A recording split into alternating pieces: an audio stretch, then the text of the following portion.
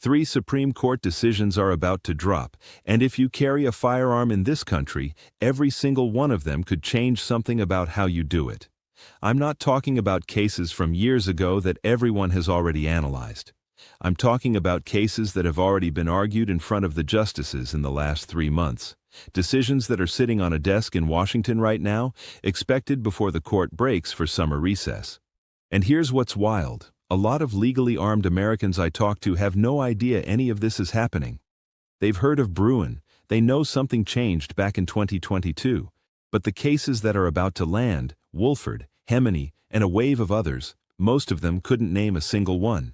By the end of this video, you're going to know all three. You're going to know exactly what each one could change. And most importantly, you're going to walk away with a 5-step action plan you can use right now to protect yourself, no matter which way the court rules. Stay with me through case number 2 especially, because that one is the one that catches almost every responsible gun owner I know completely off guard. Before we go any further, everything in this video is for educational and informational purposes only. This is not legal advice. The law in this area changes constantly, varies significantly from state to state, and your specific situation may be very different from anything I describe here. Always consult a qualified attorney licensed in your state for guidance on your personal circumstances. Now, if you're new to the channel and you care about understanding your rights as a legally armed American, hit that subscribe button right now. We break down real Supreme Court cases and real practical guidance in plain English every single week, so you're never the person who finds out about a major change to gun law a year after it happened. All right, let's get into it. Here's why this term matters more than any in recent memory.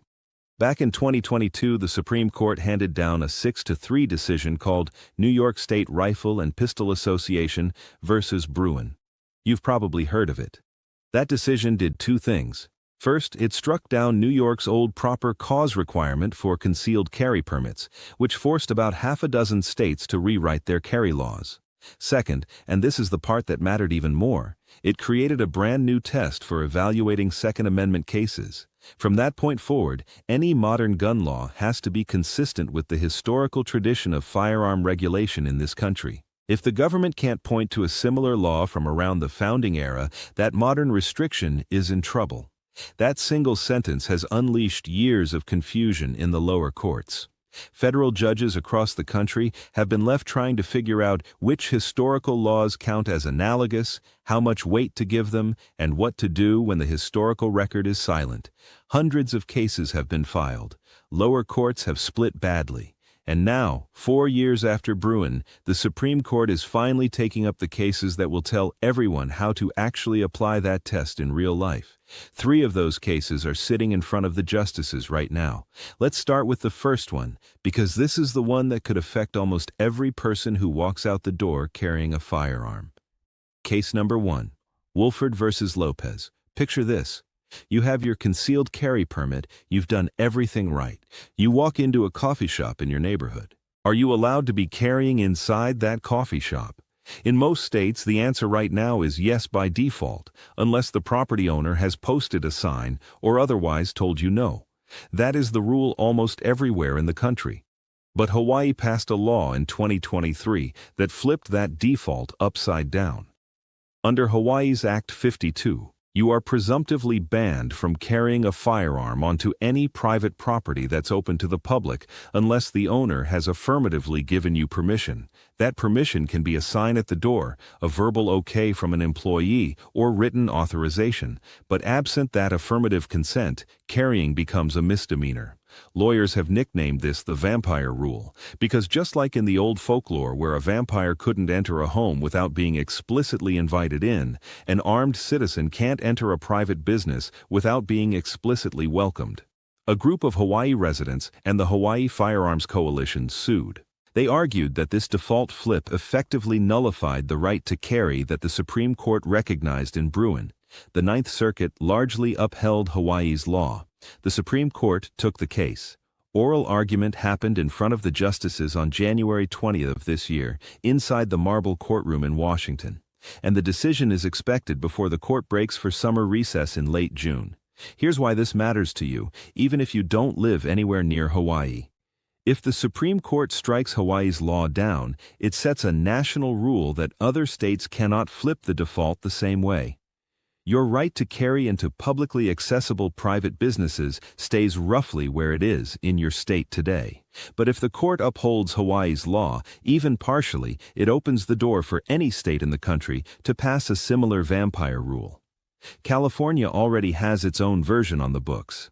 Other states could follow. And suddenly, walking into your local diner or your neighborhood hardware store while carrying could become a misdemeanor unless you spotted a sign on the way in. That's the stakes. One ruling, decided by 9 people in Washington, that touches every concealed carry holder in the country. The practical takeaway from Wolford is this: whatever the court decides, the lesson for responsible carriers is the same. Pay attention to signage. When you walk into any private business, look for posted notices about firearms. Some states already enforce signage rules with criminal penalties. After Wolford comes down, that habit may matter even more. And if you travel across state lines with a firearm, this is exactly the kind of rule that varies the most by jurisdiction. Verify before you travel. All right, case number 2. And this is the one I told you to stay around for. United States versus Hemani. This case is about something most gun owners never think will apply to them until it does. Federal law makes it a felony for anyone who is an unlawful user of or addicted to a controlled substance to possess a firearm. Up to 15 years in federal prison. That sounds like it's aimed at hardened drug dealers. It isn't, or at least it isn't only that. Let me show you what the statute actually covers. Roughly 40 states have legalized marijuana to some degree, either for medical or recreational use. But under federal law, marijuana is still a Schedule I controlled substance. That means even if you live in a state where cannabis is fully legal, if you use it, you are technically an unlawful user under federal law, and possessing a firearm becomes a federal felony. The same statute can reach prescription medications used outside of how they were prescribed.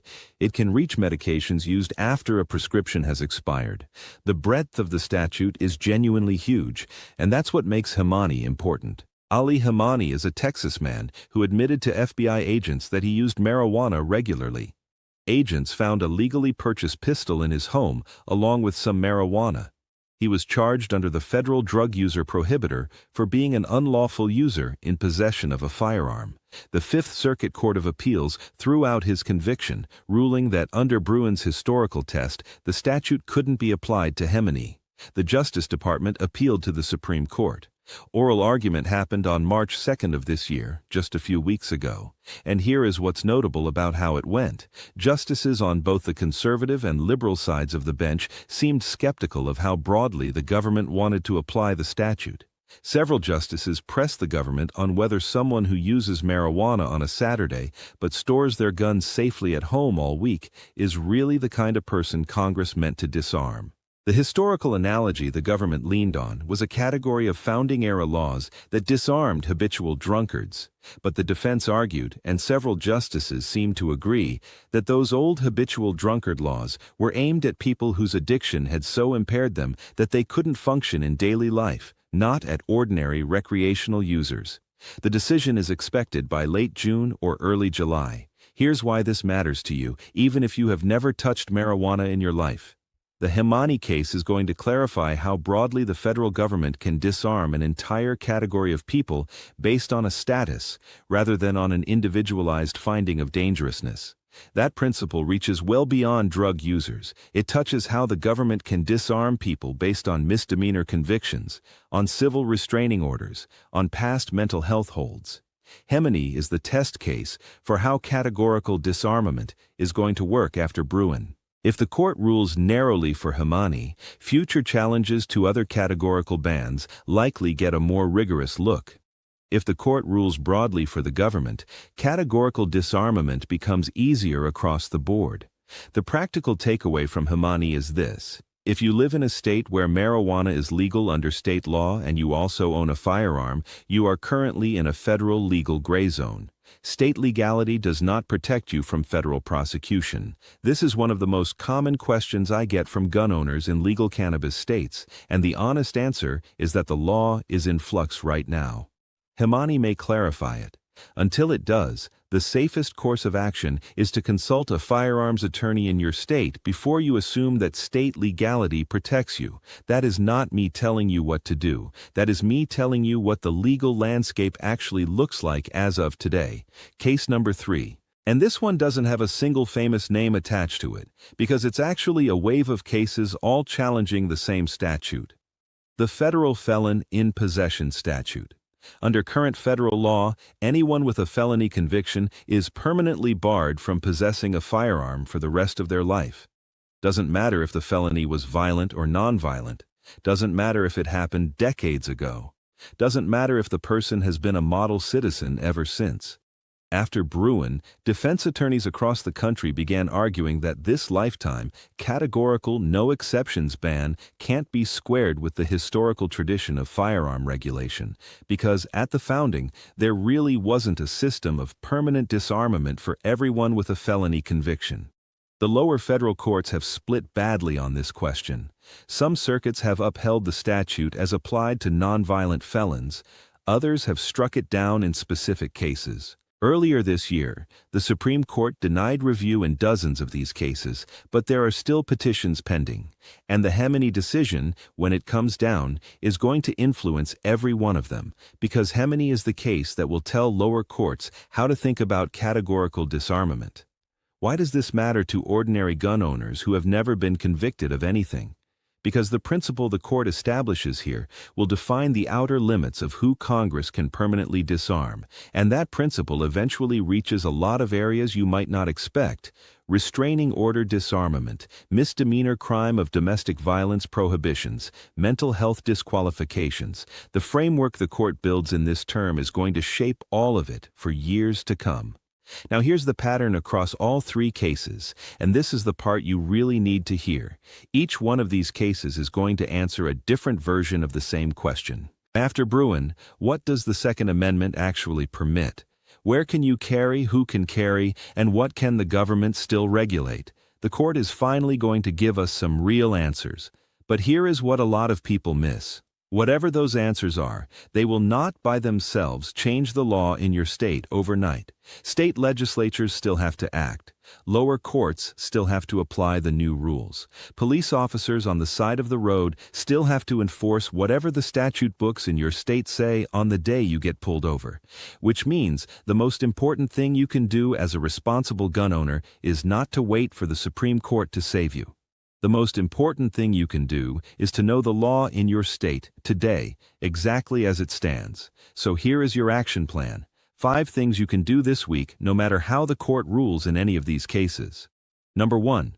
Look up your state's current concealed carry statute.